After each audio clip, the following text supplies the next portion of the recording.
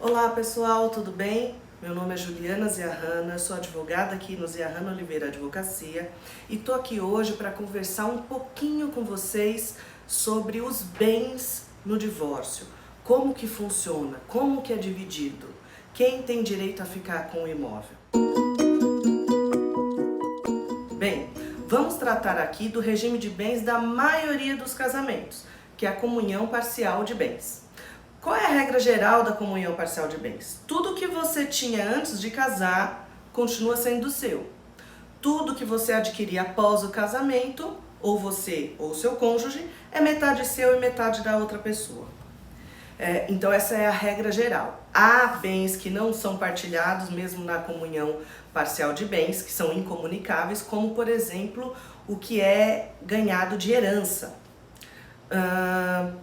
Isso não influencia, esse regime de bens, ele não influencia só no caso do divórcio, mas também no caso da herança. Então, se um dos cônjuges falece, isso vai mudar completamente, o regime de bens vai mudar completamente qual que é o patrimônio que tem que ser feito o inventário e quem é herdeiro de quem aí nessa história. Bem, então nessa comunhão parcial de bens, que é o regime de bens, o regime patrimonial da maioria dos casamentos, que é o regime patrimonial das uniões estáveis, nos casos em que não há contrato de união estável estipulando uma outra regra patrimonial. Nesses casos, como funciona? Se vocês têm um imóvel, seja no seu nome, seja no nome do outro cônjuge, ou seja no nome dos dois, se esse bem foi adquirido após o casamento, é 50% de um cônjuge, 50% do outro. Olha, Juliana, mas o nosso apartamento, ele está financiado, a gente não quitou o apartamento, como funciona? Quando vocês ainda não quitaram o apartamento, vocês não têm uma propriedade livre, desimpedida, desembaraçada. Então a gente considera que vocês têm direitos reais, direitos aquisitivos sobre o imóvel e não a propriedade em si. E aí o que vai ser partilhado são esses direitos aquisitivos no processo judicial, ou se for consensual entre vocês com a ajuda de um advogado especialista, vocês vão apurar quanto que vale esses direitos aquisitivos. E aí vai depender de quanto que foi dado de entrada, de quanto já foi pago de parcela, de quanto falta a pagar. E aí ali vocês vão definir qual é o valor desses direitos aquisitivos e isso vai ser partilhado. Na maioria dos casos, o que pode ser feito é um cônjuge paga para o outro o valor desses direitos aquisitivos e aí, havendo acordo entre as partes, é possível parcelar e dividir. E aí o outro passa a assumir o financiamento dali para frente.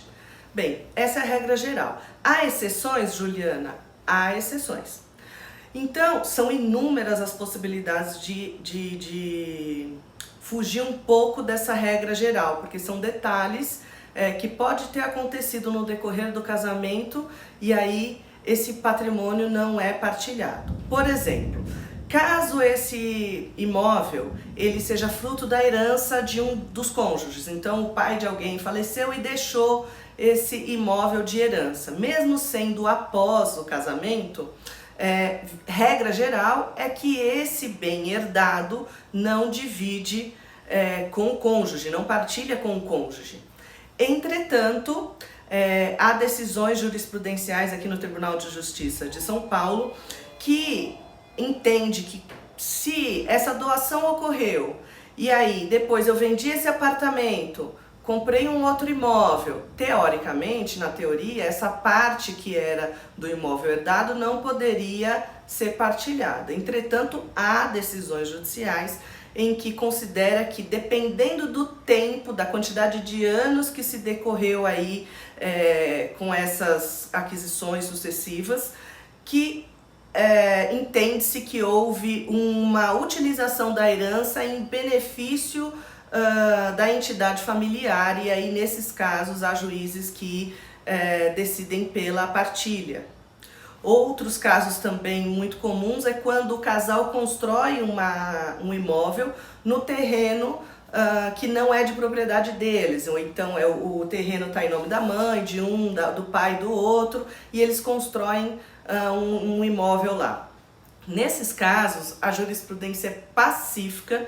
É lógico, o terreno continua sendo do pai de um ou do pai do outro, essa propriedade não é do casal. Entretanto, o casal teve um investimento nesse terreno, construindo esse imóvel. E aí, esse investimento pode ser partilhado, e aí sim, 50%, 50%.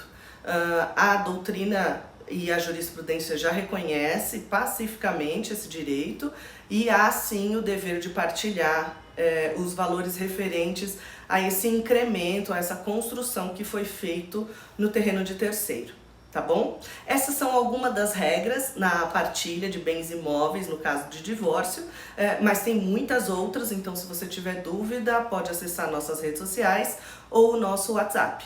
Obrigada!